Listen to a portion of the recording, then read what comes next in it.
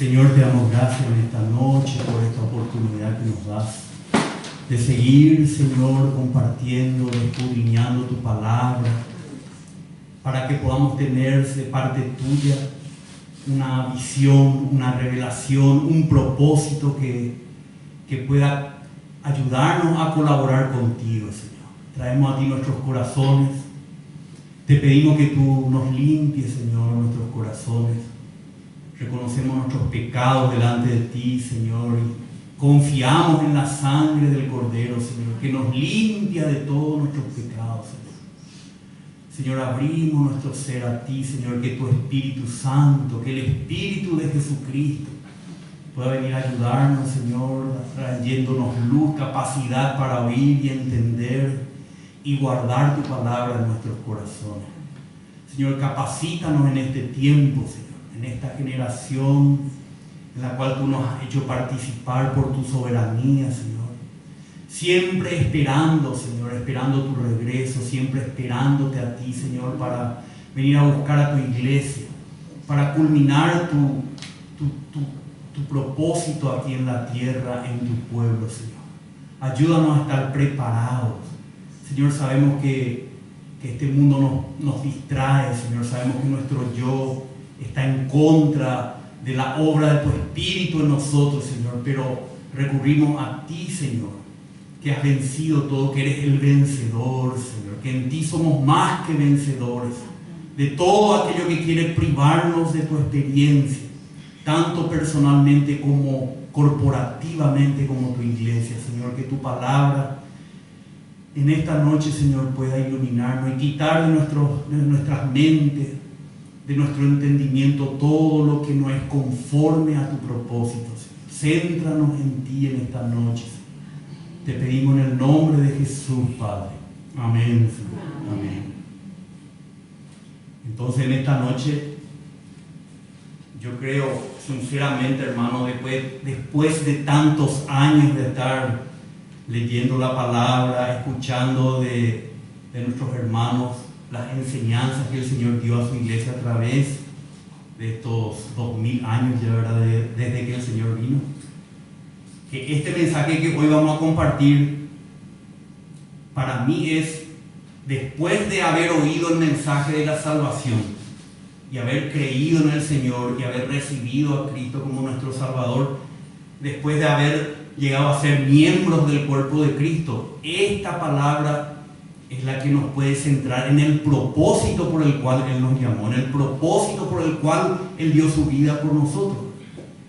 Entonces es muy importante que como creyentes podamos entender para qué Él nos rescató, para qué Él derramó su sangre, para qué Él nos dio su Espíritu, para qué Él nos incorporó a su iglesia, al cuerpo de Cristo.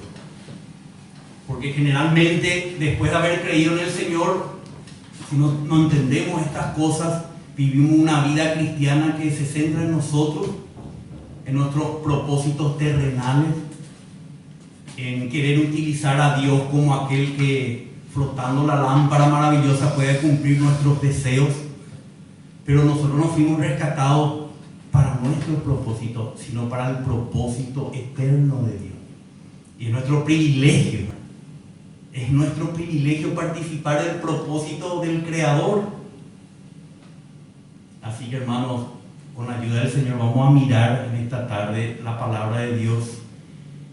Y acá dice el título, que podría ser un poco diferente, pero lo importante es el contenido. Dice, el propósito eterno de Dios. Porque Dios no es que hizo un propósito, un plan contingente, un plan que puede variar de acuerdo a lo que haga Satanás, el hombre. No, Él hizo un plan eterno.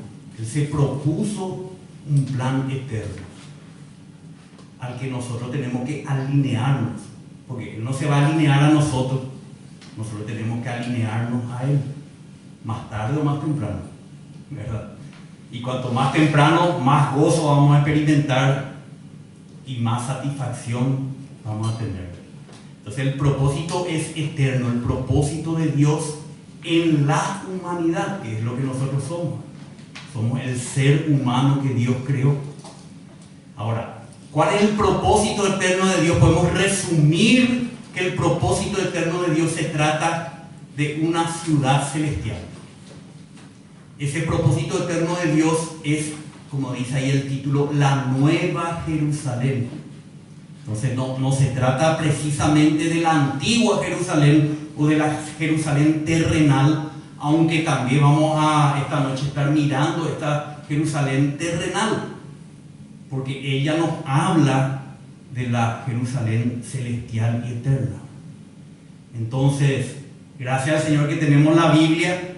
Para nosotros la Biblia es un libro, pero como dice Biblia quiere decir un conjunto de libros.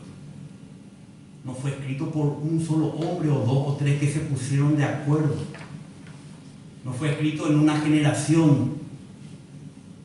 Entonces podemos ver que la Biblia es el conjunto de las revelaciones que Dios le dio al hombre a través de miles de años y a través de muchas personas, decenas de personas. Y cuando entendemos esto y miramos así la Biblia, podemos entender que cuando leemos lo que hay en Génesis y luego leemos lo que hay en el Apocalipsis, podemos entender que hay una mente detrás de cada escritor, una sola mente, que está transmitiendo generación a generación su revelación hasta que llegamos al último escrito del último apóstol que el Señor tuvo sobre la tierra, que es el apóstol Juan. Entonces tenemos que apreciar así la palabra de Dios, entender que esta es la revelación de Dios a través de toda la historia, y probablemente a nosotros nos toca la última parte de esta historia. Entonces vamos a leer juntos. El primer punto acá en el bosquejo dice que el propósito de Dios, vamos a leer primero Apocalipsis 21. ¿Por qué empezamos por atrás? Porque gracias a Dios tenemos toda la revelación de Dios. Y para entender el propósito final de Dios tenemos que ver qué es lo que resulta. ¿En qué resulta todo el obrar de Dios desde el Génesis hasta el Apocalipsis? ¿En qué resulta? ¿Cuál es el producto de este obrar de Dios? ¿Cuál es el producto? Entonces, ¿dónde podemos encontrar el producto final? Por supuesto, al final de la Biblia en este caso. Entonces, ¿qué es la última visión que Dios le mostró a su siervo? En este caso, a Juan. Dice, y vi, y eso es muy importante, ver lo que Dios nos quiere mostrar. En esta noche por ahí podemos conocer acerca de lo que Dios nos quiere mostrar, pero ver es realmente algo que va más allá. ¿Por qué digo esto? Porque realmente me doy cuenta que muchos cristianos vieron lo que vamos a leer acá, pero están muy lejos de entender lo que está. ¿Por qué? Porque podemos leer la Biblia, pero no entenderla o no recibir la revelación de Dios. Aún hoy podemos describir esta revelación, pero si por el Espíritu Santo del Señor no nos hace ver, eso quiere decir que no va a cautivar nuestro corazón. Realmente si esta visión cautiva nuestro corazón, nuestro andar diario, nuestro propósito en la vida, todo lo que somos y todo lo que tenemos, está enfocado y entregado a esto que vamos a leer, quiere decir que vimos de parte del Señor. Pero si solamente un entendimiento teórico, teológico, quiere decir que conocemos acerca de, pero no hemos visto realmente la visión que ve acá el apóstol Juan.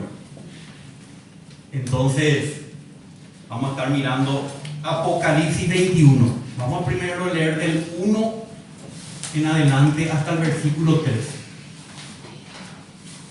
Apocalipsis 21, 1 al 3. Y dice, y vi un cielo nuevo y una tierra nueva, porque el primer cielo y la primera tierra pasaron, y el mar ya no existe. Entonces, ¿qué es lo que primero el Señor nos quiere mostrar? Que el resultado de todo esto va a ser un cielo nuevo y una tierra nueva. Recordemos que en Génesis empieza así la Biblia y así termina también la Biblia. En el principio creó Dios los cielos y la tierra. Termina la Biblia diciendo que hay un cielo nuevo y una tierra nueva. Porque el primer cielo y la primera tierra pasaron y el mar ya no existe. En este cielo nuevo y tierra nueva, el mar ya no va a ser necesario. Segundo, ¿qué vio también? Y vi.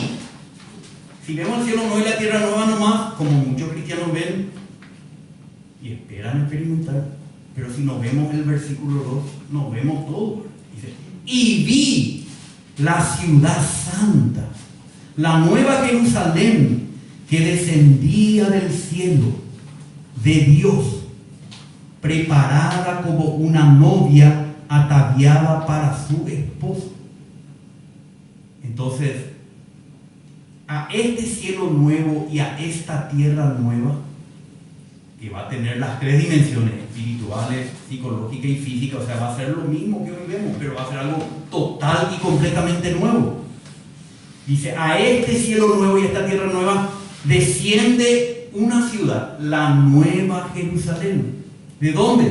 Desciende del cielo. ¿Qué cielo? El cielo donde es la morada de Dios. Quiere decir que la nueva Jerusalén no va a ser destinada al cielo, sino que va a ser bajada del cielo de Dios al nuevo cielo y a la nueva tierra. ¿Y cómo va a bajar ella? Dispuesta, preparada, adornada, depende cómo traducen, ¿verdad? Como una novia ataviada para su esposo. O sea, esta ciudad es una persona, es una, vamos a decir simbólicamente, una mujer.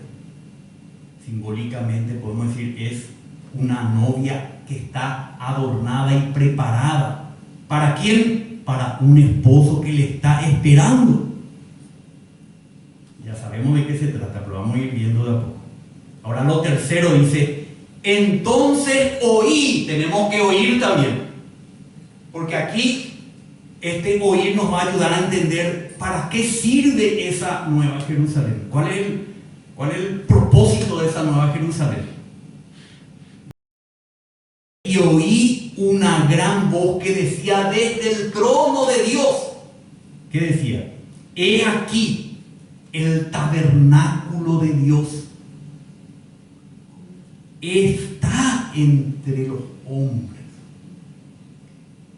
y Él habitará entre ellos, y ellos serán su pueblo. Algunas versiones más antiguas dice, serán sus pueblos, en plural. Y Dios mismo estará entre ellos. Entonces, ¿qué nos dice la voz? Que esta nueva Jerusalén es un tabernáculo para Dios. O sea, es el templo de Dios, es la morada de Dios. ¿Recuerdan el tabernáculo en el desierto? Vamos a ver también hoy.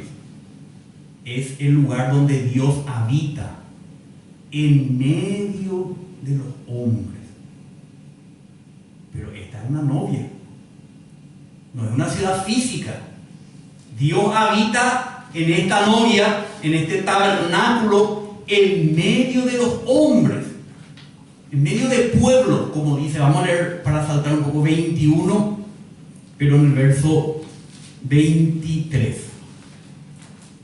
El mismo capítulo, 21-23 dice, la ciudad no tiene necesidad de sol ni de luna que la iluminen, porque la gloria de Dios la ilumina y el Cordero es su lumbrera. Y acá dice el 24. Las naciones, en plural, o sea, no es un pueblo, no. Las naciones andarán a su luz, y los reyes de la tierra, o sea, los reyes de estas naciones, traerán a ella, a esta nueva Jerusalén, su gloria, su riqueza. Entonces vemos esta figura. La nueva Jerusalén, la novia, desciende a un nuevo cielo, nueva tierra, y esa nueva Jerusalén es el tabernáculo donde Dios vive en medio de las naciones. Alguna vez vamos a estudiar de dónde vienen estas naciones. Estas naciones no son la novia. Las naciones estarán a la luz de ella. Estas naciones no son parte de la novia. Entonces, qué importante, ¿verdad?, que nosotros seamos parte de la novia. Y no solamente parte de las naciones que andarán a la luz de ella, regidas por los reyes, como dice ahí, que van a traer de esas naciones su gloria a ella. ¿Se dan cuenta qué importante tener esta distinción, esta visión, para que entendamos el propósito de Dios? Ahora, aquí vemos ya, y después vamos a leer más pasajes aquí en Apocalipsis, pero vamos a ir ahora al comienzo de la Biblia, para que vayamos entendiendo cómo Dios comenzó a construir esta nueva Jerusalén, cómo Dios inició esto, qué principios estableció Dios para que esta nueva Jerusalén pueda producirse después de miles de años. O sea, vamos a leer Génesis capítulo 1:1. Entonces acá, como dice el título, dice el propósito de Dios en el hombre creado al principio. Vamos a ver un poco a este hombre que Dios creó al principio. ¿Para qué lo creó? Para el mismo propósito de la nueva Jerusalén, pero en un estadio primero, original. Entonces, la primera creación, vamos a mirar la primera creación en Génesis capítulo 1:1. Dice: en el principio creó Dios los cielos y la tierra. Entonces aquí habla del primer cielo y la primera tierra. Pero también creó en ese cielo y en esa tierra a un hombre. Vamos a leer 1:26. Y Dios dijo: hagamos al hombre a nuestra imagen. Acá la palabra hombre no quiere decir varón, o no, tampoco quiere decir mujer. Es la palabra que habla de humanidad, que consiste, como vamos a ver, de la unión del hombre con la mujer. Entonces vemos: hagamos al hombre a nuestra imagen, conforme a nuestra semejanza, y ejerza dominio sobre los peces del mar. Bueno, hasta ahí vamos a hablar primero de este hombre que Dios creó, a la imagen de Dios lo creó. En Génesis 2:7, bajamos un poquito ahí la Biblia, Génesis 2:7 dice: entonces, y acá especifica cómo Dios creó a este hombre, a esta humanidad. Primero crea al varón y después va a crear a la mujer. Ambos juntos son el hombre creado por Dios a la imagen y a semejanza suya. ¿Van entendiendo? Entonces vemos el 2:7, dice: entonces, acaba especificando cómo Dios creó. Entonces el Señor Dios formó al hombre, este ya es el varón, si leyéramos en el original, al varón del polvo de la tierra, y sopló en su nariz el aliento de vida, y el hombre, o sea, este varón, llegó a ser un alma viviente, tanto físico como espiritual. El hombre llegó a ser un alma viviente. Pero en ese momento este hombre esta humanidad estaba incompleta. Entonces vemos más adelante Génesis 2:18. Y el Señor Dios dijo: no es bueno que el hombre, o sea, que el varón esté solo, le haré una ayuda idónea. Entonces vio Dios que no le servía completamente este hombre, estaba incompleto, necesitaba una ayuda que le complemente para el propósito de Dios. Entonces, 21 al 23, vamos a ir saltando para ahorrar tiempo. Entonces el Señor Dios hizo caer en un sueño profundo sobre el hombre, o sea, el varón, y éste se durmió. Y Dios tomó una de sus costillas y cerró la carne en ese lugar. Y de la costilla que el Señor Dios había tomado del hombre, formó una mujer y la trajo al hombre. Acá ya está. El hombre del cual procede por una obra de Dios, una obra que implica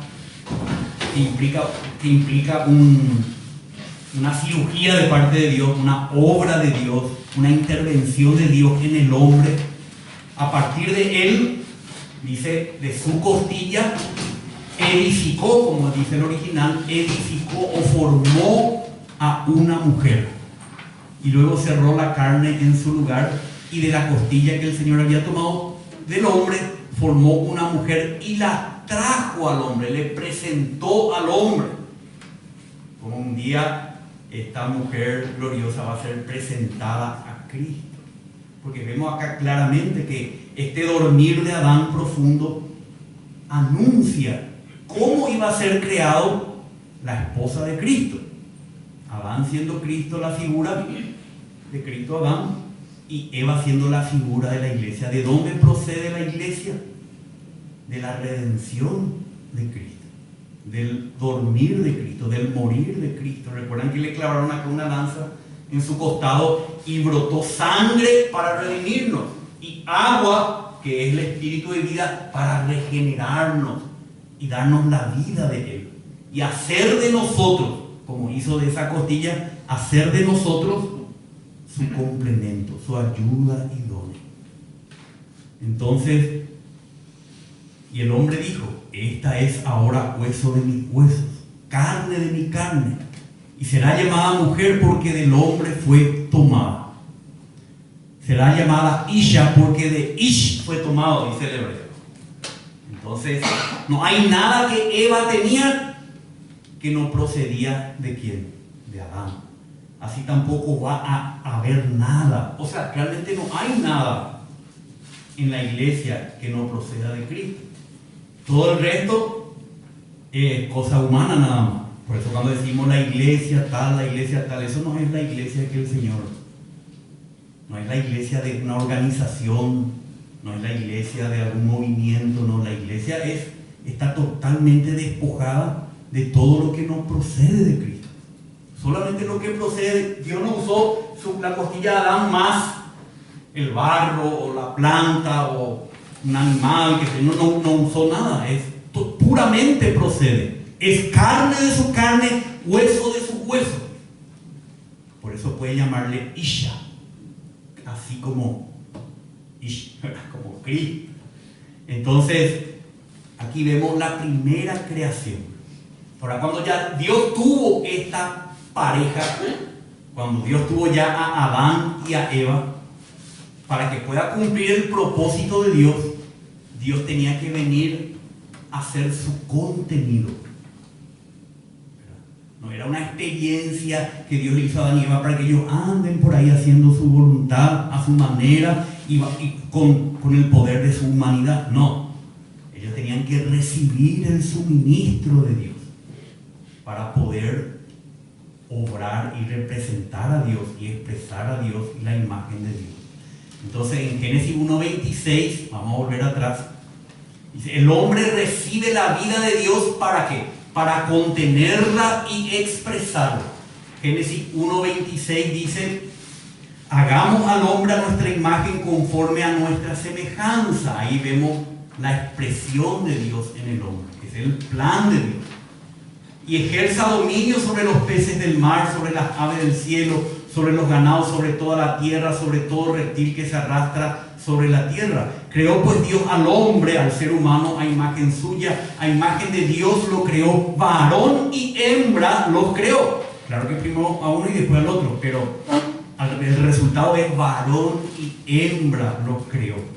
Y los bendijo Dios y les dijo: sed fecundos, multiplicados, llenad la tierra, sojuzgadla, ejerced dominio sobre los peces del mar, las aves del cielo, sobre todo ser viviente que se mueve sobre la tierra. Y dice en Génesis 2, 8 y 14: y plantó el Señor Dios un huerto hacia el oriente en Edén. Acá vemos una tierra, muy importante ver esto. Esa pareja con la imagen de Dios necesitaba el suministro de Dios, como decimos. Entonces lo pone en un huerto donde están las riquezas preparadas para ellos, ¿verdad? Y plantó el Señor Dios un huerto hacia el oriente en Edén, y puso allí al hombre que había formado. Y el Señor Dios hizo brotar de la tierra todo árbol agradable a la vista y bueno para comer. Asimismo, en medio del huerto, el árbol de la vida y el árbol del conocimiento del bien y del mal. Ya muchas veces hablamos de estos dos árboles, pero entendemos que es el árbol de la vida lo que Dios destinó para el hombre, espiritualmente. Y los árboles del huerto para alimentarlo físicamente. Pero también dice el 10, y del Edén salía un río para regar el huerto.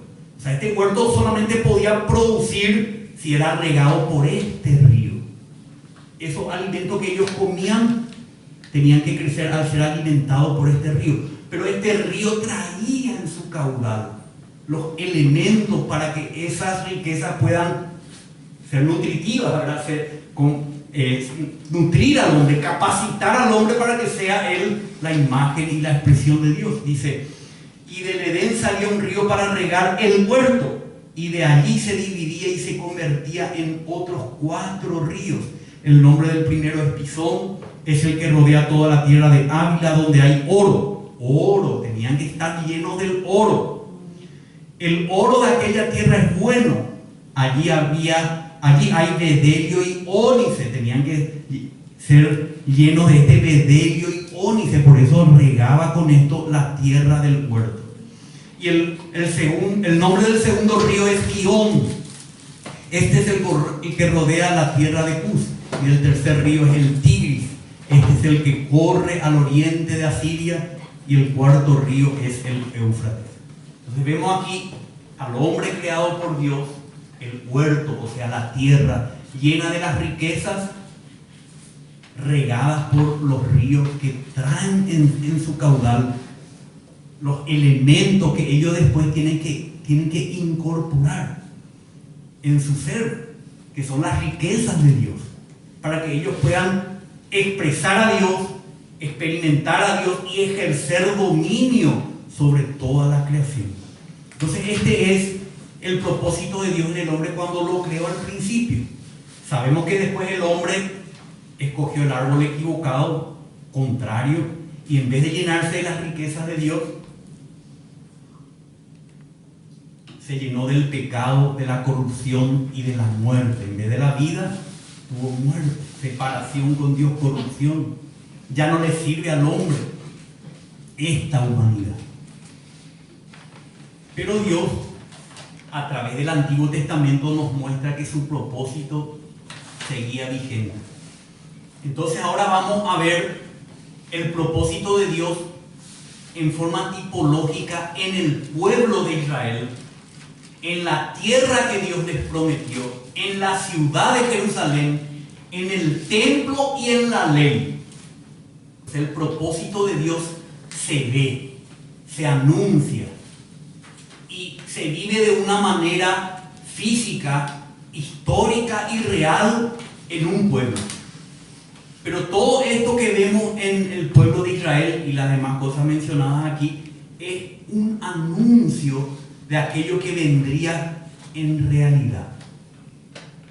Realmente vendría a partir de Cristo. Entonces vamos a ver primero qué es lo que Dios le dio a Abraham y a sus hijos. Primero le prometió una tierra. ¿Qué es esa tierra? Esa tierra nos hablan de riquezas, como vamos a ver más adelante. Así como el Edén. A Adán y Eva Dios le dio una tierra, Edén, un huerto. ¿Y qué había en ese huerto? Toda clase de riquezas de Dios para que el hombre consuma y pueda vivir por ellas y pueda manifestar a ellas, a esas riquezas. Entonces vamos a leer Génesis capítulo 12. Entonces Dios, de toda la humanidad caída, escogió a un hombre. Y este capítulo 12 nos habla del llamamiento de Dios a Abraham, que después llamó a Abraham. Entonces vamos a leer Génesis 12:1, cuando le llamó Dios a Abraham. Y el Señor dijo a Abraham: vete de tu tierra, abandona esa tierra, esa tierra seca, esa tierra improductiva, esa tierra mundana, abandoná esa tierra, vete de tu tierra y de entre tu parentela, deja de lado tus relaciones mundanas, ¿verdad? Vete. Y de la casa de tu padre, de eso que humanamente tanto apreciamos, ¿verdad? Porque yo te tengo que llevar a otro lugar y tengo que hacer otro pueblo, no puedo, una combinación, no tiene que ser Eva y otras cosas, no, tiene que ser algo totalmente nuevo. Génesis 12, 1 al 5, entonces dice, vete de tu tierra, de entre tus parientes y de la casa de tu padre, ¿a dónde? A la tierra que yo te mostraré. Qué maravillosa la palabra. La tierra que yo te mostraré. Dice el verso 5. Y tomó Abraham a Sarai su mujer y a Lot su sobrino. Tenía que ser Abraham y Sarai nomás, pero Lot le tuvo que acompañar. Ya. Una mochila ahí que después tuvo que desechar. Pero bueno. Y tomó Abraham a Sarai su mujer y a Lot su sobrino. Y todas las posesiones que ellos habían acumulado. ¿Para qué? Y las personas que habían adquirido en Aram.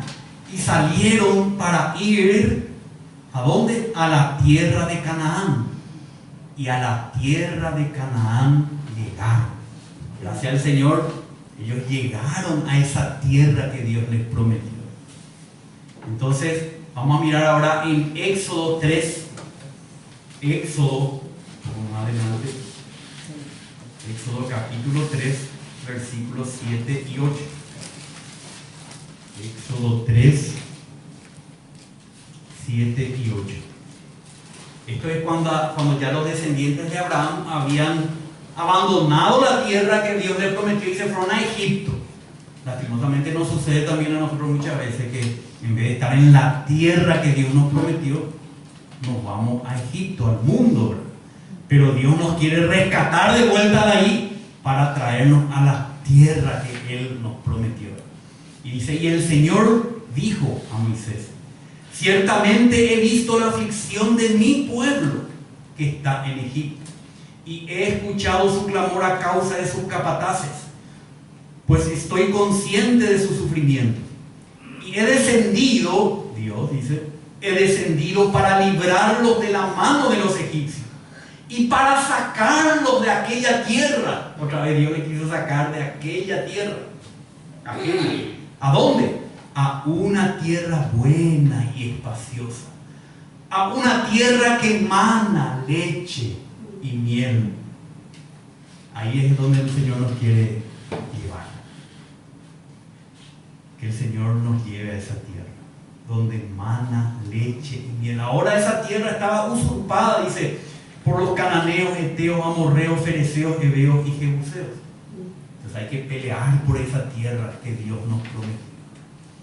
Pero bueno, vemos aquí entonces la tipología del Antiguo Testamento, digámoslo así, ¿verdad? Desde Abraham hasta Cristo, Dios prometió a Abraham una tierra rica, así como el Edén, una tierra rica para que ellos puedan disfrutar.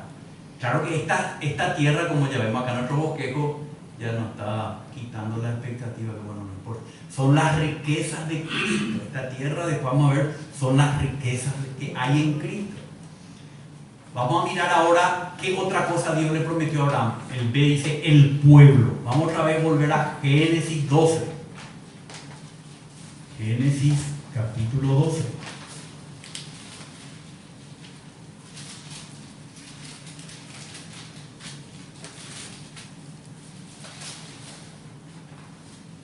Porque una tierra sin un pueblo, ¿de qué sirve? Si tenemos una tierra rica donde fluye leche y miel, pero no hay quien la disfrute, quien la consuma, quien la aproveche. Entonces dice, volviendo a Génesis 12, dice 2, el verso 2.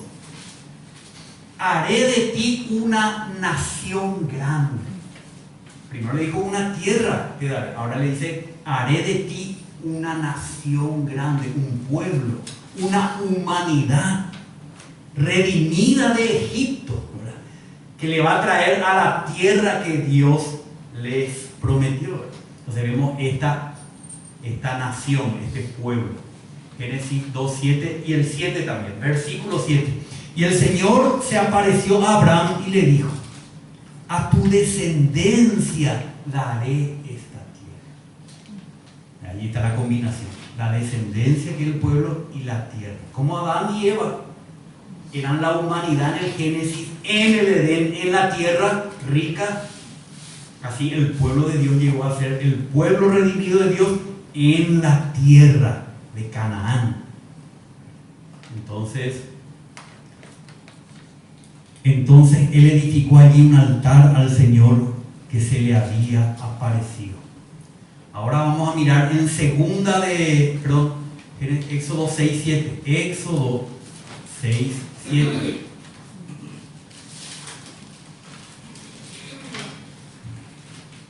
Lo mismo que leímos hace rato, pero enfatizamos acá la nación, el pueblo, la humanidad. Y os tomaré, dice, por pueblo, pero no dice por pueblo no mío. Dice, y os tomaré por pueblo mío. Es algo suyo, íntimo, algo propio del Señor. Y os tomaré por pueblo mío. ¿Para qué? Y yo seré vuestro Dios. Y sabréis que yo soy el Señor vuestro Dios, que os sacó de debajo de las cargas de los egipcios. Y el 8 ya leímos, y os traeré a la tierra que juré dar a Abraham, a Isaac y a Jacob, y os la daré por heredad. Era una herencia de Dios para ese pueblo, algo especial. En cualquier parte de la tierra es la riqueza de Dios para su pueblo. Yo soy el Señor. Bueno, ya tenemos la nación y el pueblo, pero cuando ya había nación y pueblo, Dios quería algo más, que va a ir contribuyendo a la nueva Jerusalén. Dios quería tener su morada en medio de ese pueblo, en esa tierra a la cual Dios les introdujo. No era Dios en los cielos, sino Dios en su pueblo. El tabernáculo de Dios, presente en la tierra, y las naciones, las otras naciones alrededor de ella. Esto es la maravilla de la Escritura. Lastimosamente la gente no lee así, entonces no aprecia y quiere aplicar a su vida individual egoísta. No ve que hay un pueblo, que ese pueblo tiene que experimentar las riquezas de Dios para cumplir el propósito de Dios, que Dios quiere morar en medio de su pueblo. Así como el árbol de la vida era una manera para introducir la vida divina en el hombre, para que el hombre sea su morada, su tabernáculo en medio de la creación. Así Dios quiso que Moisés y el pueblo de Israel, en figura, en tipología, pero en realidad no es que esto no sucedió. Esto sucedió para que nosotros aprendamos hoy qué es lo que Dios quiere hacer con nosotros. Entonces, leemos en Éxodo 25, 1 al 9. Éxodo 25, 1 al 9. Un poco largo, pero vamos a leer. Y habló el Señor a Moisés diciendo, ya cuando tenían todo lo que tenían que tener, pero Dios todavía no tenía lo que Él quería tener. Di a los hijos de Israel que tomen una ofrenda para mí de todo lo que ellos tenían, de todas las riquezas que Dios les dio. Dios quería que tomen una ofrenda para Él, para mí, de todo aquel cuyo corazón le mueve a hacerlo. Por eso el Señor lo que quiere con nosotros es realmente que seamos movidos en nuestro interior para colaborar con Él, con su propósito, con lo que Él quiere hacer. ¿Qué es lo que Él quiere hacer? Tomaréis mi ofrenda, y esta es la ofrenda que tomaréis de Él: oro. Tiene que haber oro, como en el río. No es cualquier cosa que Dios necesita para su casa. Nosotros hacemos de madera, de ladrillo, de cal, no, de oro, ¿verdad?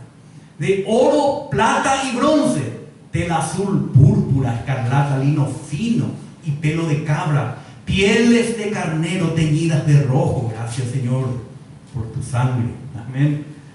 Pieles del carnero teñidas de rojo, pieles de marsopa y madera de acacia, aceite para el alumbrado, especias para el aceite de la unción y para el incienso aromático, piedras de ónice, piedras de engaste para el efod y para el pectoral.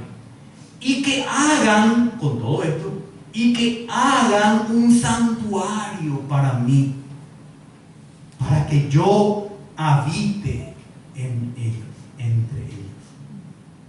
Dios quería un tabernáculo hecho de todos estos materiales que Dios le dio a su pueblo, y que su pueblo le pueda edificar a él su morada en medio de los hombres. No mi casa particular, no mi empresa particular, no mi esto ni aquello, sino lo que él necesita. Para eso nosotros tenemos que entregar todo lo que Cristo nos ha dado, todas las riquezas de Dios que están en nosotros, es para hacerle a Dios una morada. Vamos a hablar de eso más adelante, porque todo esto nos tiene que llevar a una vida práctica de iglesia, donde realmente podamos llenarnos de la riqueza de la buena tierra y poder contribuir a la edificación del tabernáculo de Dios entre los hombres, la nueva Jerusalén, aquí todavía en figura y en historia, pero maravillosamente nos habla, todos estos elementos nos hablan de las riquezas de Cristo. Pero hoy estamos haciendo solamente un resumen. Vamos a pasar entonces de este tabernáculo que estaba en el desierto cuando ellos llegaron a la tierra prometida. Dios, o sea que David quiso y Salomón edificó un templo ya material para Dios. Material digo en el sentido, ¿cómo se dice? Un edificio más que un tabernáculo. Segunda de Crónicas 3:1. Segunda de Crónicas 3:1. Entonces Salomón comenzó a edificar la casa del Señor. ¿Para qué una casa? Para morar, para encontrar nuestro reposo, para encontrarnos con nuestra familia, para disfrutar las riquezas. Eso es lo que Dios quiere con nosotros, con su pueblo, ¿verdad? Entonces Salomón comenzó a edificar la casa del Señor en Jerusalén, en el monte Moriah, porque todo eso estaba digitado por Dios, como vamos a ver después. Jerusalén en el monte Moriah, donde 1000 años antes más o menos Abraham casi sacrifica a su hijo unigénito, pero ya era la sombra y la figura del Calvario, era en el monte Moriah, donde el Señor se había aparecido a su padre David, en el lugar que David había preparado en la era de Ornán Jebuseo. Entonces aquí ya de un tabernáculo pasa a ser un templo majestuoso, edificado por Salomón. Entonces tenemos el templo como la morada de Dios en medio de su pueblo y en medio de las naciones de la tierra. Tenemos el templo como la habitación de Dios, más agrandado. Y ahora tenemos la ley. ¿De qué nos habla la ley en cuanto al propósito de Dios? La ley que Dios le dio a Moisés. Nosotros generalmente conocemos la ley como los 10 mandamientos, pero tenemos que saber que esa es la ley o el testimonio de Dios. Vamos a mirar un poco en Deuteronomio 5. Deuteronomio 5.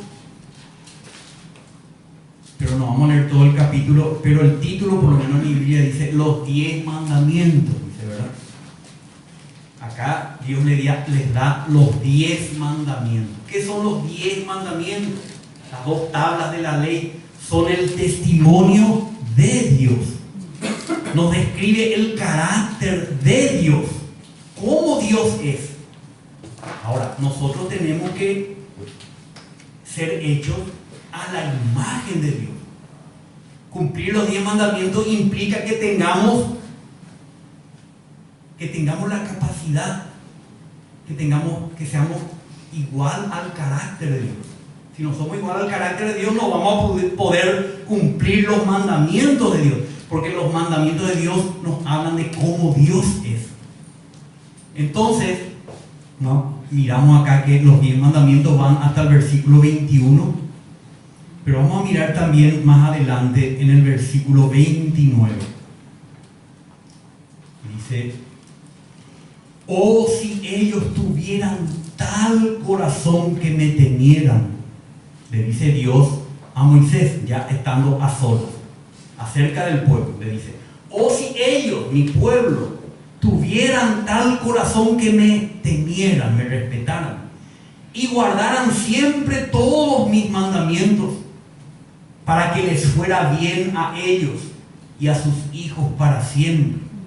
Ve y diles: volved a vuestras tiendas. Y ahí el Señor se reúne con Moisés y le dice: pero tú, Moisés, pero tú quédate conmigo, para que yo te diga todos los mandamientos, los estatutos, los juicios que les enseñarás, a fin de que los practiquen. ¿Dónde?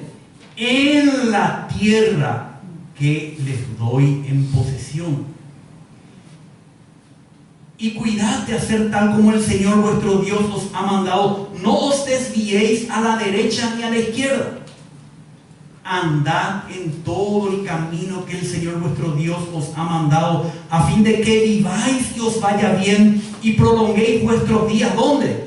En la tierra que vais a poseer. O sea, Dios ya le dio el pueblo, ya tenía un pueblo, ya tenía una tierra, tenía un tabernáculo para la presencia de Dios en medio de su pueblo, pero ahora ellos tenían que conducirse de tal manera que ellos podrían entonces disfrutar y experimentar todas las riquezas que había en la tierra. Y si no, ¿cómo fue? Que tuvieron otros ídolos, fueron deportados a Babilonia. Primero las 12 tribus de Israel a Siria, luego la de Judá a Babilonia. Dios no les permitió permanecer en la buena tierra, su pueblo sufrió el exilio y ahora está todavía ahí porque rechazó ¿a quién? A la buena tierra, que es Cristo. Entonces, lo que vemos aquí en este capítulo son dos partes: los 10 mandamientos primero, pero luego el Señor le dice: quédate conmigo para que yo te diga todos los mandamientos, los estatutos y los juicios, que son 600 más o menos. O sea, si ellos cumplían todos esos rituales, todos esos mandamientos, estatutos y juicios, si ellos cumplían todas esas cosas, ellos iban a poder permanecer en la tierra, ser el pueblo de Dios, tener la morada de Dios y la presencia de Dios en medio de ellos. Porque todas estas regulaciones que tenían era para cumplir los 10 mandamientos. ¿Entienden? Los 600 mandamientos eran: si cumplen esto, entonces van a ser como yo. Pero si no cumplen estos 600 mandamientos, jamás van a poder ser mi imagen y mi semejanza en medio de las naciones. ¿Y qué tenían que ver esas regulaciones? Mayormente eran rituales. Si alguien pecaba, tenía que traer un cordero, poner sus manos sobre él. No era un cumplimiento que tenían que obedecer moralmente nomás las cosas. Ritualmente tenían que cumplir. Pero eso les habilitaba a ellos a pecar, pero a tener un cordero. A no tener una humanidad elevada, pero a ofrecer la ofrenda de cereal, que nos habla de la harina pura de Cristo. O sea, ellos podían, aunque pecaren, reconociendo sus pecados, aplicar todas estas regulaciones rituales que son Cristo, para poder seguir teniendo comunión con el Dios Santo y de a poco ir pareciéndose a Él. Esto es lo que pasa con nosotros hoy en la vida de iglesia. No es que tenemos que ser sin pecado, como dice el apóstol Juan, pero si alguno peca, tenemos 600 características de Cristo para todas nuestras 600 debilidades. No sé si me estoy dando a entender, ¿verdad? Porque no es tan fácil captar esto.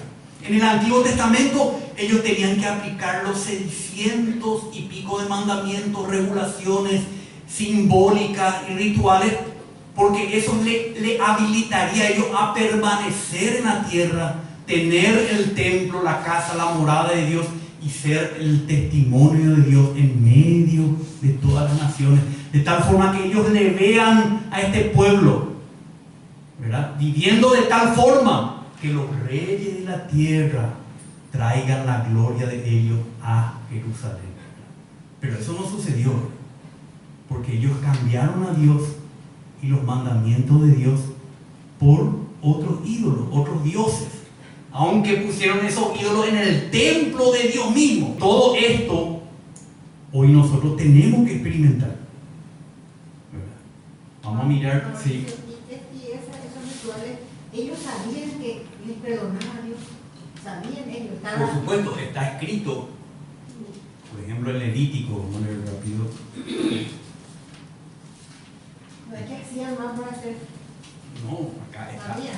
Ellos sabían de chiquitito toda la ley de Moisés, ¿verdad? De memoria. Entonces, en Levítico 1 al 4 habla, por ejemplo, de los sacrificios.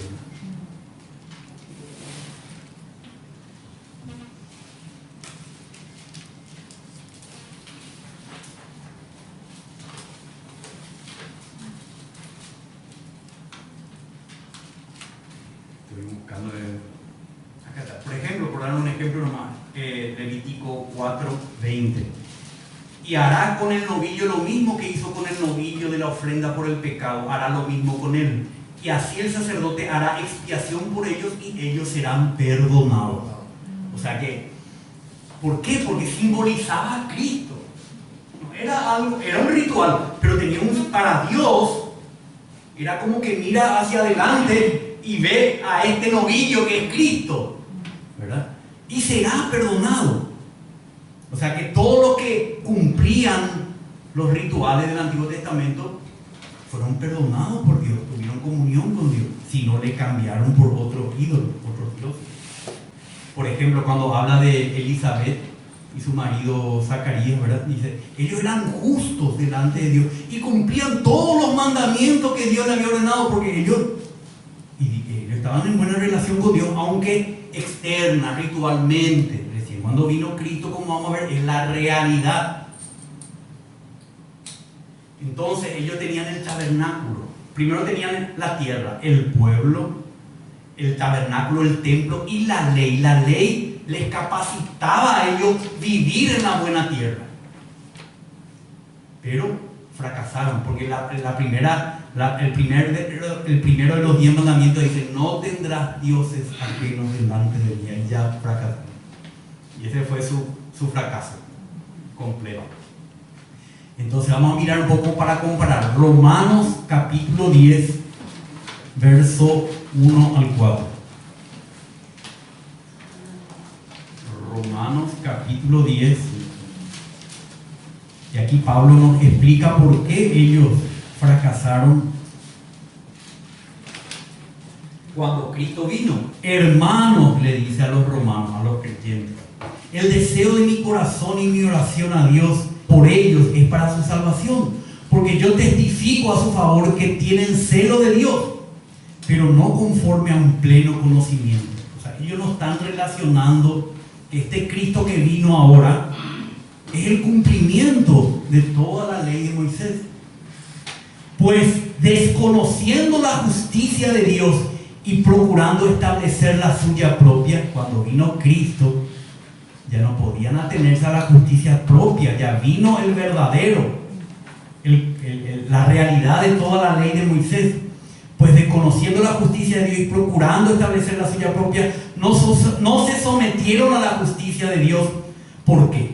Porque Cristo es el fin de la ley, o la meta de la ley, o el objetivo de la ley. Cristo es el objetivo de la ley, el fin de la ley, para justicia a todo aquel que cree. Cuando vino Cristo, si fuera un israelita y quería seguir con las sombras, con los rituales, pero no recibiste al verdadero, al que tiene las 600 características en él, entonces no tenés la justicia de Dios. Porque el fin de esa ley, el propósito por el cual fue dado, era el anuncio. Cuando vino el que fue anunciado, vos tenías que poner tu fe, tu confianza en él. Entonces, porque Cristo es la finalidad de la ley, para justicia a todo aquel que cree que en Cristo, es la confianza en Cristo. como la realidad de todo lo que nosotros necesitamos para poder tener la presencia de Dios y disfrutar de la tierra que Dios nos prometió. Entonces, Colosenses también, podemos leer Colosenses 2:16. Filipenses, Colosenses 2:16 y 17. Por tanto, que nadie se constituya en vuestro juez con respecto a comida o bebida, o en cuanto a día de fiesta o luna nueva, o día de reposo. O sea, que nadie le esté juzgando a ustedes hoy, los creyentes en Cristo Jesús, de que tienen, porque ya no guardan todos estos rituales del Antiguo Testamento. Porque esas son cosas que solo son sombras de lo que había de venir. Pero la realidad es Cristo. El cuerpo, la sustancia, pertenece a Cristo. Cristo es la verdadera comida o bebida. Cristo es el verdadero día de fiesta, la fiesta judaica, la luna nueva, el día de reposo, y los 600 mandamientos del Antiguo Testamento se cumplen en la realidad de la persona de Cristo. Cuando nosotros ponemos la fe en Él, somos perdonados, tenemos comunión con Dios, tenemos la experiencia de Dios. ¿Entienden? Todas esas fiestas se cumplen en nosotros. Toda esa ceremonia, Cristo es la realidad. Lo demás eran sombras de lo que había de venir. Entonces, lo que estamos viendo aquí es el propósito de Dios en la tipología del pueblo de Israel, la tierra, Jerusalén, el templo y la ley. Ahora, ¿dónde tenía que ser edificado este templo para Dios? Vamos a leer Deuteronomio 12, 1 al 14, pero no vamos a leer todo. Deuteronomio 12, y vamos a leer desde el 10. Dice: cuando crucéis el Jordán y habitéis en la tierra que el Señor vuestro Dios os da en heredad, y Él os dé descanso de todos vuestros enemigos alrededor de vosotros, para que habitéis seguro, entonces sucederá que al lugar que el Señor vuestro Dios escoja para morar su nombre, allí traeréis todo lo que yo os mando, vuestros holocaustos y vuestros sacrificios, vuestros diezmos y la ofrenda alzada de vuestra mano, y todo lo más selecto de vuestras ofrendas votivas que habéis prometido al Señor, y os alegraréis en presencia del Señor vuestro Dios, vosotros, vuestros hijos y vuestras hijas, vuestros siervos, vuestras siervas, y el levita que vive dentro de vuestras puertas, ya que no tienen parte ellos ni heredad entre vosotros. Cuídate de no ofrecer tus holocaustos en cualquier lugar que veas.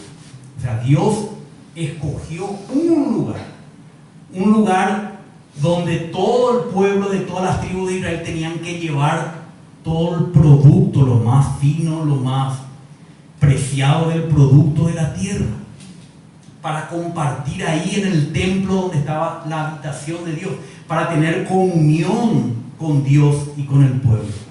Pero tenía que ser en un solo lugar. Cuando Jeroboam estableció otro lugar en Jericim, en Samaria, ahí se dividió el pueblo, y lo hizo justamente para que las naciones de las tribus del norte no vayan a Jerusalén, para que Jerusalén no sea el único centro de adoración a Dios. ¿Cuál es el único centro de adoración? Jerusalén, la nueva Jerusalén. Aleluya. La nueva Jerusalén. ¿Y qué es la nueva Jerusalén?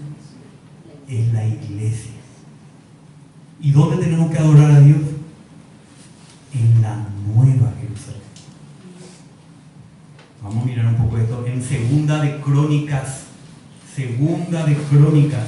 capítulo 6, 4.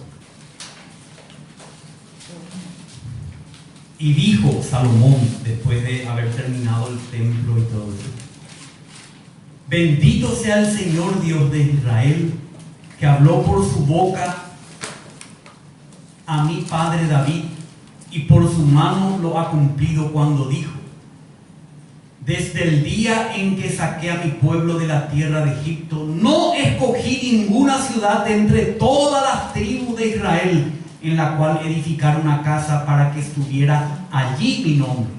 Ni escogí hombre alguno por príncipe sobre mi pueblo Israel. Mas escogí a Jerusalén para que mi nombre estuviera allí. Y escogí a David para que estuviera sobre mi pueblo Israel. Jerusalén, ¿dónde tenemos que reunirnos, hermanos? ¿O en qué ámbito? En el ámbito de la iglesia. ¿Y cuántas iglesias hay? Una sola. Y esa realidad es lo que tenemos que buscar. Tenemos que reunirnos como iglesia en el vínculo que solamente este príncipe puede darnos. David, en este caso, representa a Cristo. Por eso Jesús le dijo a sus discípulos: donde están 2 o 3 reunidos, ¿en el nombre de quién? En mi nombre. Él es: allí estoy yo, en medio de ellos. Si nosotros nos reunimos por cualquier otro factor de unión, si tenemos otro factor de unión que no sea Cristo mismo, si es una doctrina, si es una forma de vestir, si es o ser carismático o no serlo, si tenemos, porque me gusta esas personas, porque me gusta ese líder, ese pastor, si ese es nuestro vínculo, entonces no estamos en Jerusalén, estamos en cualquier otra ciudad, pero no estamos en el único vínculo que tiene la iglesia, que es el Señor Jesucristo, el vínculo perfecto. Porque si yo estoy en Cristo y vos estás en Cristo, por más diferencias que tengas conmigo, pero tenemos a Cristo, tenemos la presencia del Señor. Y esa es Jerusalén. Por eso, cuando los discípulos se iban y predicaban el Evangelio a cualquier ciudad, ellos no hacían varias iglesias, no. La iglesia en Jerusalén, la iglesia en Éfeso, la iglesia en Corinto, la iglesia en la Odisea. Porque se nota que es un solo pueblo, bajo un solo pastor. Entonces, en la realidad de esto nosotros debemos guardar, estar en Jerusalén. Ahí está la presencia de Dios. Ahí está David. Ahí está Jesús, el hijo de David. Sobre el pueblo, sobre mi pueblo Israel. Un solo pastor y un solo rebaño. Entonces, Jerusalén. Entonces ya vimos en tipología. Ahora en el Nuevo Testamento tenemos que experimentar todo esto. Ser el pueblo de Dios, tener la tierra que nos enriquezca, de la cual compartimos toda la riqueza en Jerusalén, en la presencia, en el templo de Dios, y la ley de Dios, que en el Nuevo Testamento es la realidad de Cristo. Ahora vamos a la realidad. El propósito de Dios en realidad, que es Cristo y la iglesia. La realidad de todo lo que estuvimos hablando es Cristo y la iglesia. Primero vamos a ver la simiente de Abraham. Dios le prometió a Abraham una simiente. ¿A qué representa esa simiente? Gálatas 3:16. Gálatas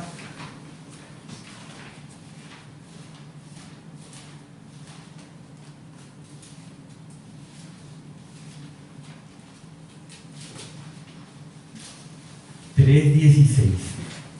Ahora bien, las promesas fueron hechas ¿a quién? A Abraham y a su simiente. No dice y a las simientes o descendencia, como refiriéndose a muchas, sino más bien a una sola, y a tu simiente, es decir, Cristo. O sea, la realidad de ese hijo de Abraham, que después fue Isaac, y después Jacob y las 12 tribus, todo eso nos apunta a Cristo primero. La simiente de Abraham en la realidad, no en la tipología del Antiguo Testamento, sino en la realidad del Nuevo Testamento, es una, y es Cristo. Él es la simiente prometida, es la realidad. Cuando vino Cristo, Él fue la realidad de ese hijo Isaac que tuvo Abraham con Sara. Él es la realidad. Cristo es el verdadero Isaac. Pero sabemos que de Isaac salió Jacob y las 12 tribus, como vamos a ver. ¿Qué es la tierra que heredamos nosotros? Colosenses 2, 6 al 7. Colosenses capítulo 2, 6 al 7.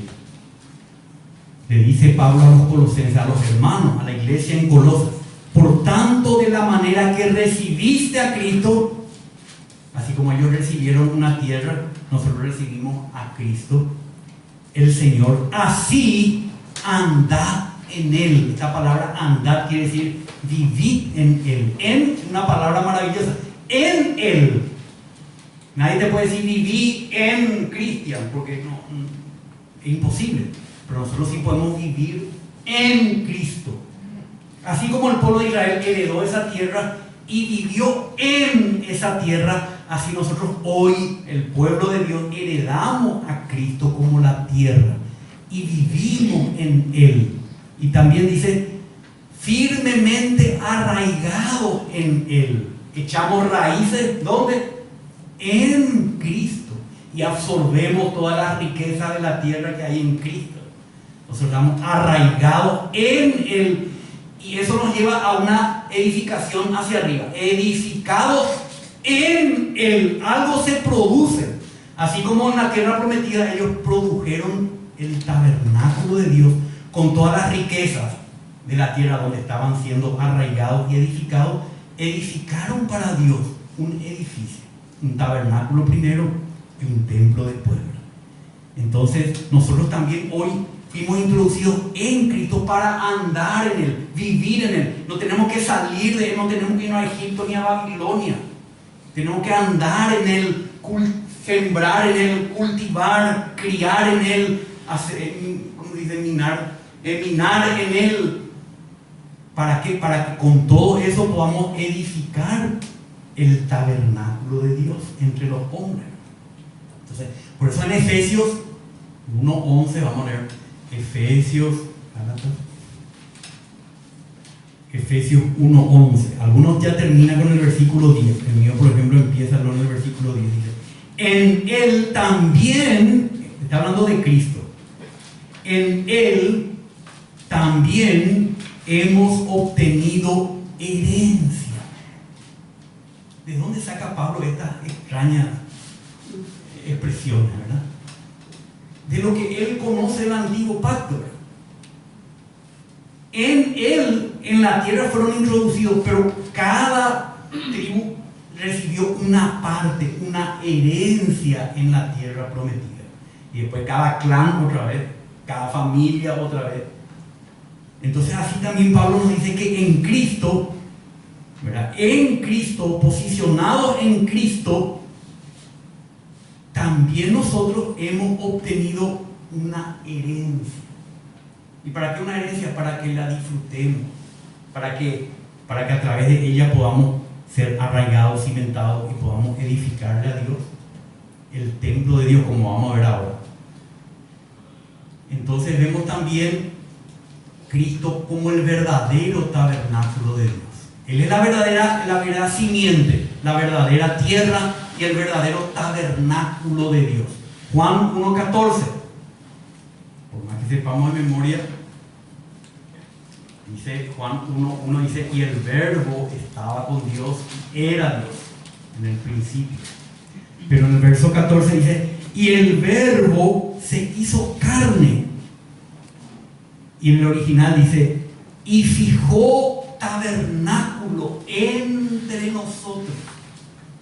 Y vimos en este tabernáculo su gloria, gloria como la del unigénito del Padre, lleno de gracia y de realidad. O sea que Cristo fue el primer hombre, el primer Adán, claro que fue el segundo Adán, pero el primer hombre que contuvo a Dios y fue para Dios un tabernáculo, una morada, donde se iba Cristo, se iba la presencia de Dios y la gloria de Dios se manifestaba a todos los hombres. Él es la realidad del Adán que Dios creó Él es la realidad del tabernáculo que Dios mandó a erigir en el desierto como su morada entre los hombres. Ya dijimos que la realidad de la tierra y de la simiente de Abraham, pero Él es también la realidad del tabernáculo de Dios. Como vemos en Juan capítulo 2, 19 y 22. No solo el tabernáculo, sino también el templo. Porque primero hubo un tabernáculo y después hubo un templo. En 2:19, cuando estaba ahí sacando del templo a todos los mercaderes, dice, y Jesús les respondió, ¿qué señal nos muestras? Dice, Jesús les respondió y les dijo, destruid este templo, hay un templo acá, y en 3 días lo levantaré. Entonces los judíos dijeron, en 46 años fue edificado este templo y tú lo levantarás en 3 días. Pero él hablaba del templo de su cuerpo, que era la morada de Dios entre los hombres. El tabernáculo y el templo, que son la misma cosa. Entonces él es la realidad del tabernáculo de Dios, del templo de Dios. Colosenses 2:9, que dice el apóstol Pablo acerca de este tema. Dice 2:9, porque toda la plenitud de la deidad, todo lo que hay en Dios, todos sus atributos, sus características, todas sus cualidades, toda la plenitud de la deidad reside, vive, mora, reside corporalmente en Él, en Cristo. Cristo es el tabernáculo, la morada de Dios, es el cuerpo de Dios, vamos a decir. Él es la corporificación de Dios en la tierra, pero ahora ya también resucitado y glorificado. No deja de ser la realidad del tabernáculo de Dios. Ahora pasamos a la segunda parte de esta realidad. Porque, ¿se acuerdan? No es bueno que Adán esté solo. Haré para él una ayuda idónea. Cristo solo no es el plan de Dios que lo exprese en la humanidad. Entonces, la iglesia, los muchos hermanos y el cuerpo, los muchos hermanos de Cristo, siendo él el primogénito, y nosotros los muchos hermanos de Cristo en cuanto a nuestra humanidad, somos su cuerpo, somos esta nueva creación que va a ser la nueva Jerusalén en el cielo nuevo y en la tierra nueva. ¿Para qué? El tabernáculo de Dios está entre los hombres. Gracias al Señor.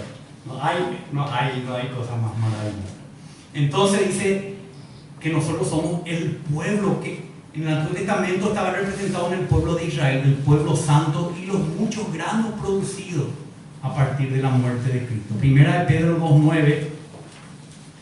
Primera de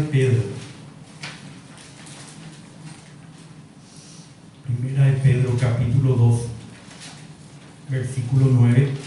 Usa el apóstol Pedro el lenguaje del Antiguo Testamento que se refería al pueblo de Israel, pero lo aplica a los creyentes del Nuevo Testamento. Dice, pero vosotros sois linaje escogido.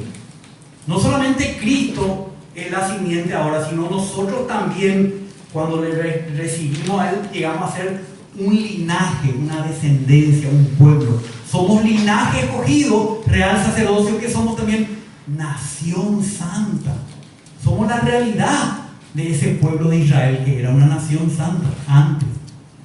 Pueblo adquirido para posesión de Dios. ¿Se acuerdan que decía, ustedes seréis mi pueblo? Ahora su pueblo en realidad somos los creyentes. Pueblo adquirido para posesión de Dios, con este fin, como vimos en Génesis 1:26, a fin de que anunciéis las virtudes de aquel que os llamó de las tinieblas a su luz admirable. Nosotros somos la prolongación de Cristo. Dice, y vimos su gloria. Nosotros tenemos que dar a conocer las virtudes de aquel, este pueblo santo. Somos el pueblo santo de Dios, que se produjo, como dice en Juan 12:24, Juan capítulo 12. Ya estamos acercándonos a la nueva Jerusalén. Oh Señor, quiero estar ya ahí. Juan 12:24, y no en los intereses de este mundo. Juan 12:24. En verdad os digo que si el grano de trigo no cae en tierra y muere, se estaba refiriendo a él, porque querían venir a hacerle famoso con los griegos, todo. No, mi destino no es ser acá un famoso Aristóteles, un maestro de la filosofía. No, mi propósito es caer en la tierra y morir. Si no cae en tierra y muere, queda solo. Él iba a ser la única expresión de Dios en la humanidad. Pero si muere, produce mucho fruto.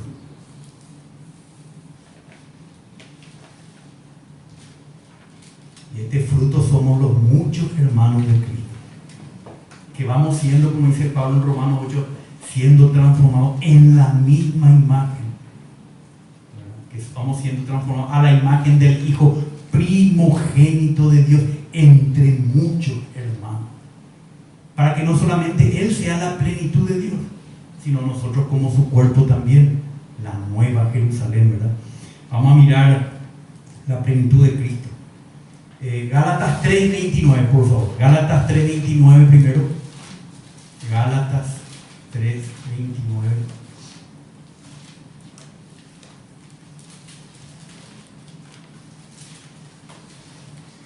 Se recuerdan que este pasaje ya hablamos. Vamos a leer de vuelta un versículo para recordar. El 16 primero. Ahora bien, las promesas fueron hechas a Abraham y a su descendencia, en singular. No dice a las descendencias como refiriéndose a muchas, sino más bien a una, a tu descendencia o simiente, es decir, Cristo. O sea que Cristo nomás es la descendencia de Abraham en la realidad, no en la tipología. Pero ¿qué dice el 29? Y si sois de Cristo, que es la simiente, entonces también sois descendencia de Abraham, herederos según la promesa. No solamente Cristo, sino que si creemos en Cristo, si nos unimos a Cristo, si estamos en Cristo, andamos en Él, somos arraigados en Él, cimentados en Él, edificados en Él, somos también la descendencia de Abraham, herederos según la promesa. La realidad es Cristo primero, pero también es todo aquel que está en Cristo, la iglesia del Señor. Vamos a leer: la plenitud de Cristo es su cuerpo. Efesios 1:22. Efesios 1:22. Vimos ya en Colosenses que Cristo es la plenitud de la deidad, la plenitud de Dios. Pero ¿qué dice aquí en el 22?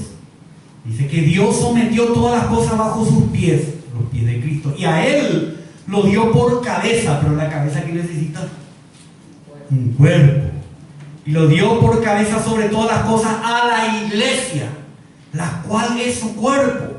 ¿Cómo vio eso Pablo, hermano? La cual es su cuerpo. ¿Qué es su cuerpo, hermano?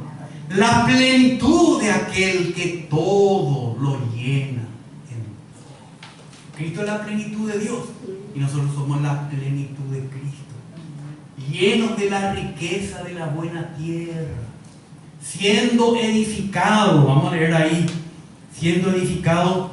Después vamos a ver eso. Ahora vamos a ver Efesios 5, 29 y 32 al 32.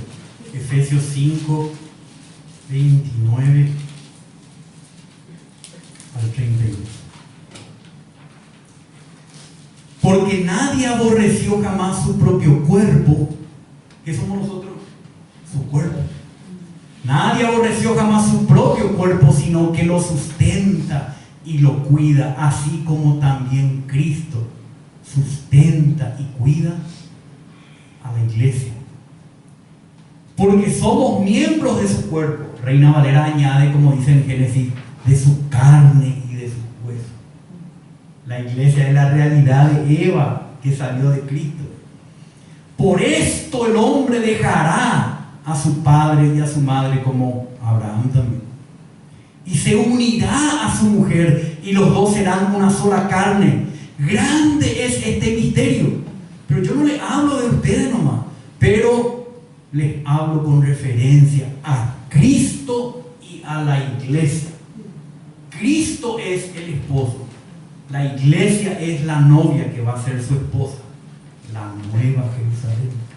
Y Él nos está cuidando y nos está sustentando y nos está adornando y preparando para, como dice un poco antes en el 27, a fin de presentársela a sí mismo. Aleluya. Un día vamos a ser presentados a nuestro novio para que sea nuestro esposo espiritualmente, por supuesto, estamos hablando.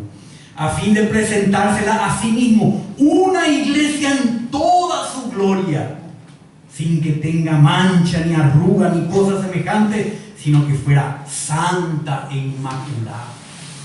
Esa es la visión, hermano.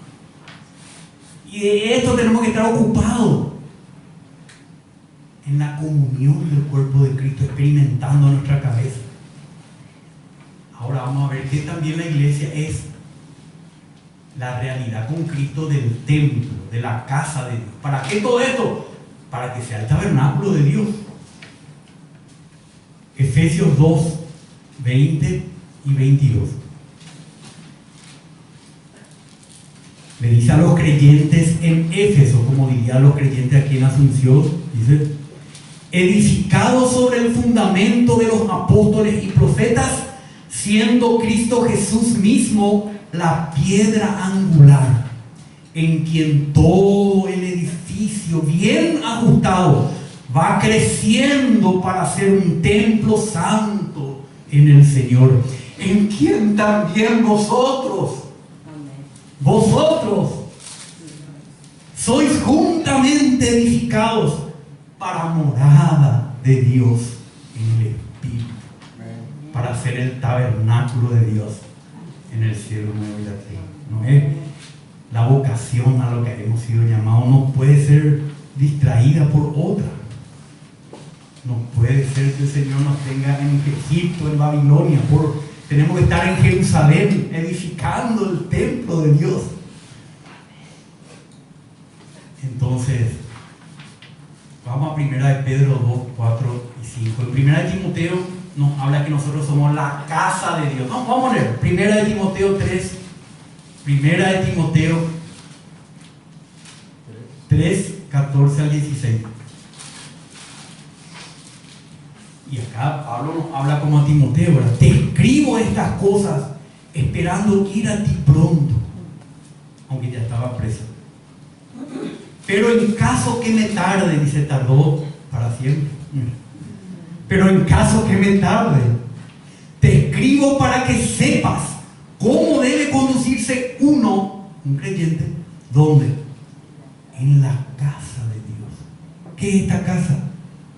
Que es la iglesia del Dios vivo, columna y fundamento de la verdad. ¿Por qué? Porque esta iglesia con Cristo es algo maravilloso. Dice: indiscutiblemente grande es el misterio de la piedad. Leímos en Efesios 5 que el misterio de Dios es Cristo y la iglesia. Grande es el misterio de Dios, de la piedad, de lo que tiene que ver con Dios. Él fue manifestado en la carne, Dios. Primero, ¿en quién? En Cristo. Y segundo, ¿en quién? En el cuerpo de Cristo. En Cristo y en su iglesia. Él fue manifestado. Dios tiene que ser manifestado en la carne, en el hombre. Vindicado en el Espíritu. Tiene que ser contemplado por los ángeles. Proclamado entre las naciones. Creído en el mundo. Y como vamos a ver en las clases subsiguientes, recibido arriba en gloria. ¿Para qué arriba? Porque después, cuando venga el juicio de Dios, tenemos que bajar a un nuevo cielo y a una nueva tierra. 1 de Pedro 2, 4 al 5. 1 de Pedro 2, 4 al 5.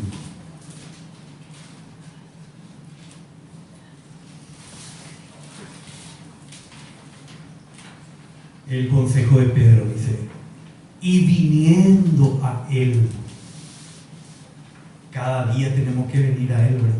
En cada circunstancia, sea alegre o triste, tenemos que venir a Él, porque Él aprovecha, dice, todas las cosas para que su propósito se cumpla en nosotros. ¿Cuál es el propósito? Ya sabemos. Pero tenemos que venir a Él como una piedra viva, desechada por los hombres, pero escogida y preciosa delante de Dios. No importa lo que piensen los hombres, es delante de Dios.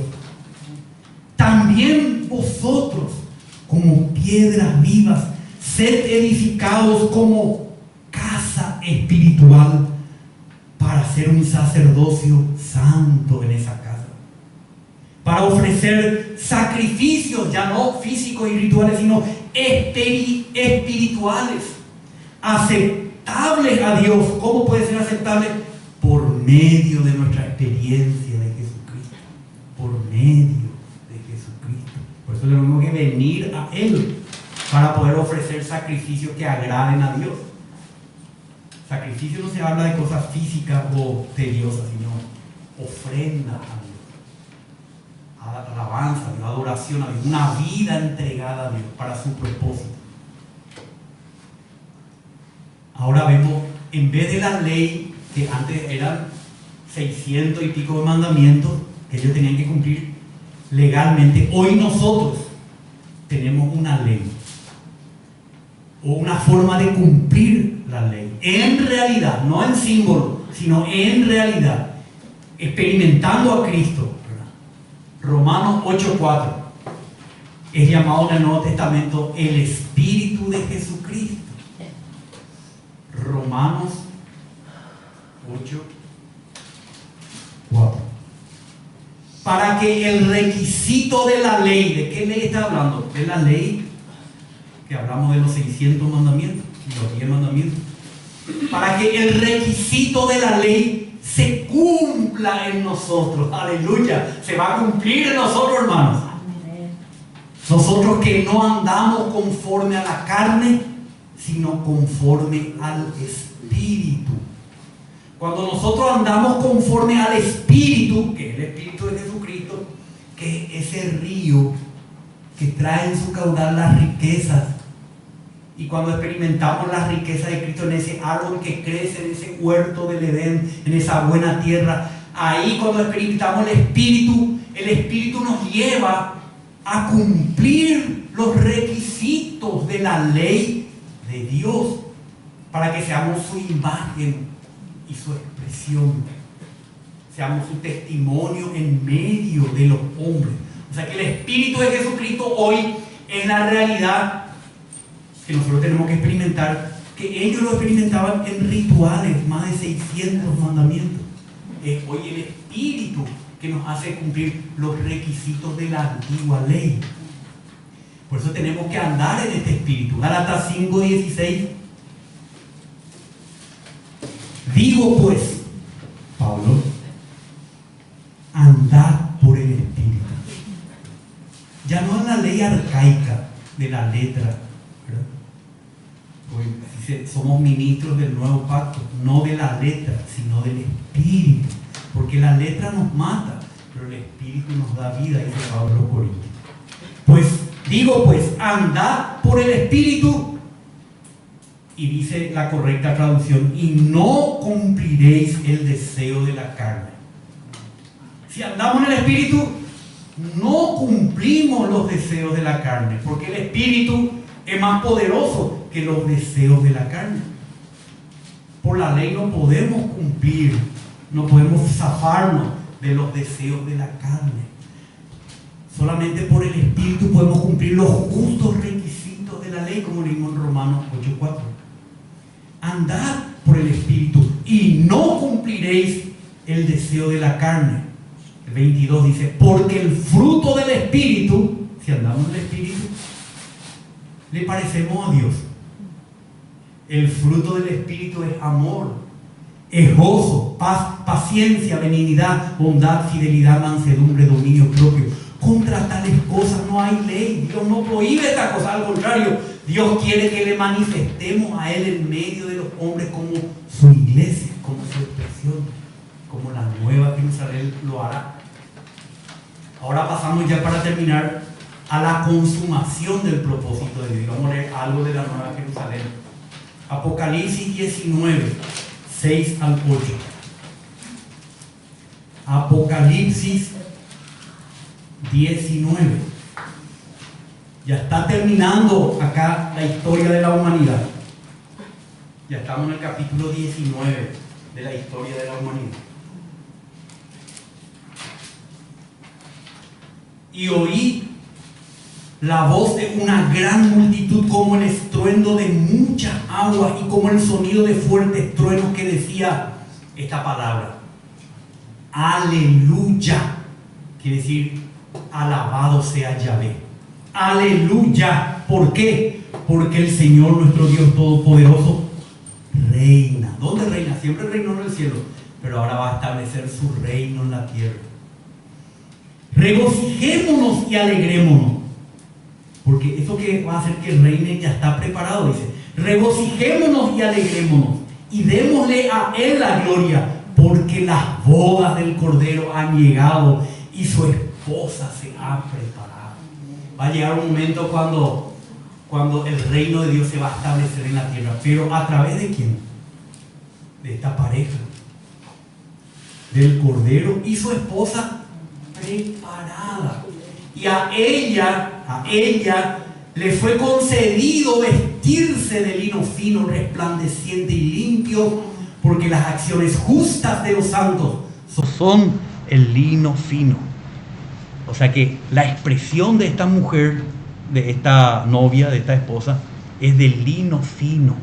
O sea, es la santidad pura y limpia y total.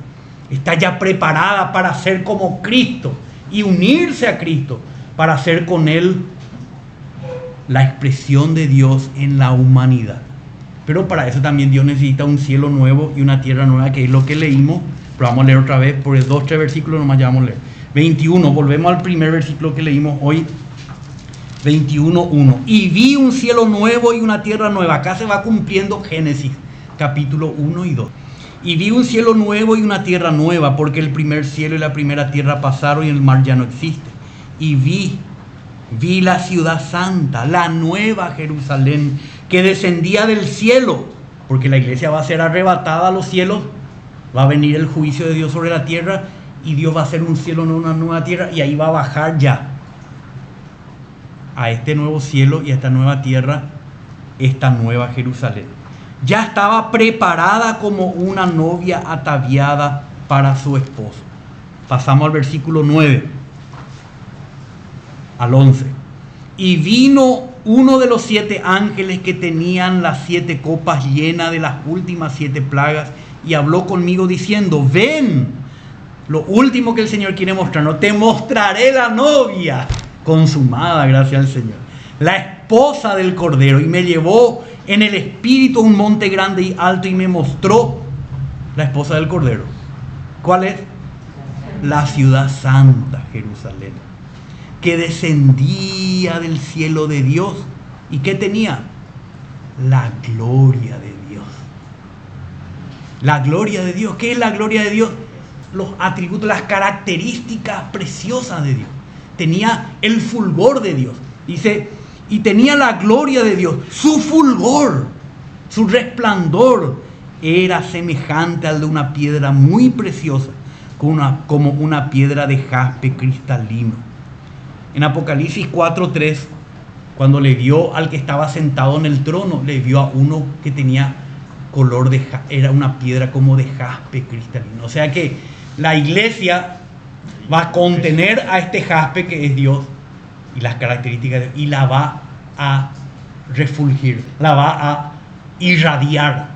La novia va a irradiar con Cristo, y la iglesia van a irradiar la imagen de Dios. Y a través de esa imagen de Dios, Dios va a imponer su reino en el nuevo cielo y en la nueva tierra. Todo lo que describe acá, como es un libro de señales, lo hace con piedras, con puertas, con cimientos, pero siempre asociándolo con los apóstoles, con el pueblo de Dios. Y al final, en el 22 leemos, 22:1, y me mostró un río de agua de vida, regando el huerto, el río que tenía 4 brazos, en Génesis, pero después pueden volver ahí. Y me mostró un río de agua de vida, resplandeciente como cristal, que salía del trono de Dios y del Cordero, y en medio de la calle de la ciudad, y a cada lado del río estaba lo que estaba en Génesis, el árbol de la vida, que es la vida de Cristo, que produce 12 clases de fruto, dando su fruto cada mes, y las hojas del árbol son para la sanidad de las naciones. Y ya no habrá más maldición, y el trono de Dios y del Cordero estará allí, y sus siervos le servirán.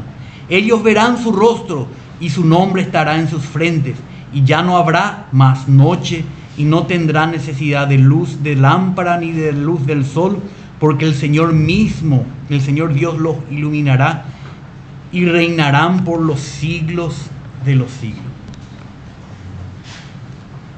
Entonces, hermano, yo creo que si nosotros entendemos y tenemos una visión adecuada del propósito de Dios, que es que Dios tenga en la humanidad redimida, transformada y glorificada su expresión final en un nuevo cielo y en una nueva tierra, nosotros tenemos que experimentar eso: la redención, la transformación y la glorificación.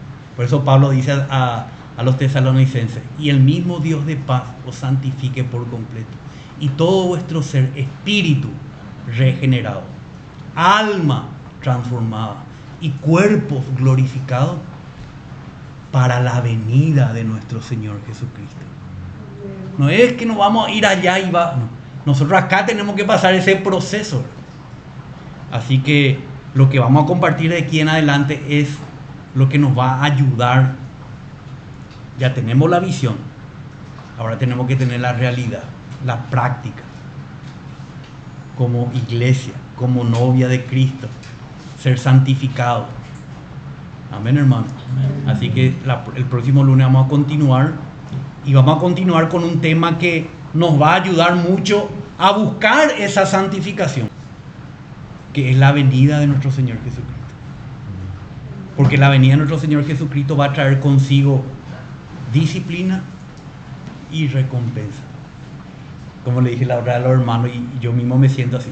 A veces decimos: no, pero yo voy a buscar a Cristo por amor. No tenemos el amor para buscar a Cristo. Necesitamos una advertencia y una recompensa que nos ayuden a buscar a Cristo en este tiempo. Y ese buscar a Cristo hace que su amor se derrame en nuestros corazones.